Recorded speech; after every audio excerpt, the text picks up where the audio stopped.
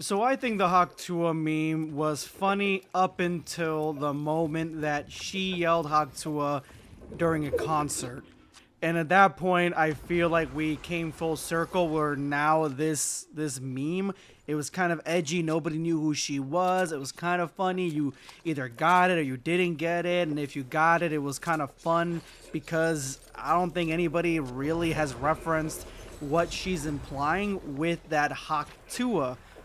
But now that she has basically claimed her status as Hawk Tua Girl, went on a at a concert, went on stage and yelled at Hawk Tua, and now she's making these moves, it's finally become corny. It's not as much fun anymore to say because that's gonna be her whole persona. And she said it best herself that she quit her job. She's moving to LA. She's got a media team for socials she never had. She doesn't have socials.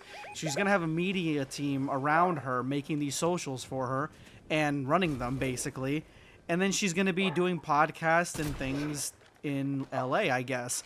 Personally, for me, I think that she's missing out on a lot of what the bag could possibly be by doing little concerts and going to events and just being the Hawk Tua girl at these sort of events. I would have already done an entire run of concerts all throughout South Florida, North Florida, Georgia, like some of these hotbeds where concert life is really big.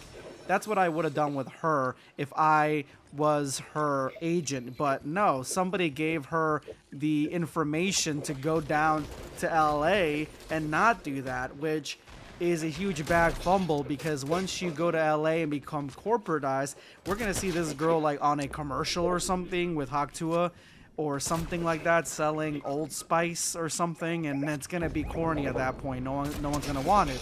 Now, I'm not trying to hate. I'm not saying that she shouldn't get her money. She shouldn't try to grab the bag. I mean, if we can get Catch Me Outside famous and all these other girls that really have even less talent, in my opinion, this one I feel like it's a pass. Go ahead and get your money, but just listen to smart people because going to LA is not the move. The move is staying.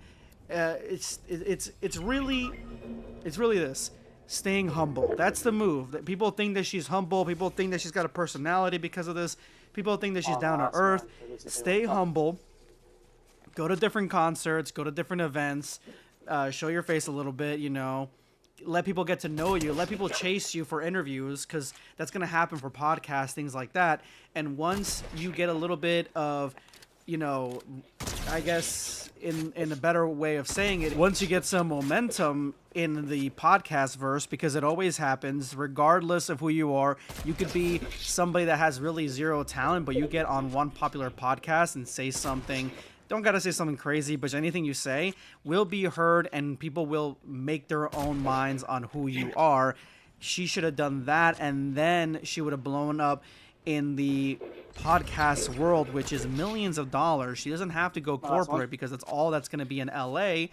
And then she could have just done that and figured out what more she has than just Hawk Tua, or just focus on Hawk Tua, but don't end up and that being your personality at the very end. There's so many different ways that she could have gone. Personally, quitting your job to follow this is, especially since she was a waitress, I think it was, perfectly fine. That job will be there for you when you get back, but just don't go to LA. Just go and do other stuff around something that's more low key, more down to earth, and some more events like that. Nothing in LA, nothing in New York City. And then just go on podcasts, and then from there find yourself and try to squeeze as much money out of this moment as possible, because trust me, moments like these don't come around for everybody, and yours came on complete accident. But let me know what y'all think of Hawk Tua.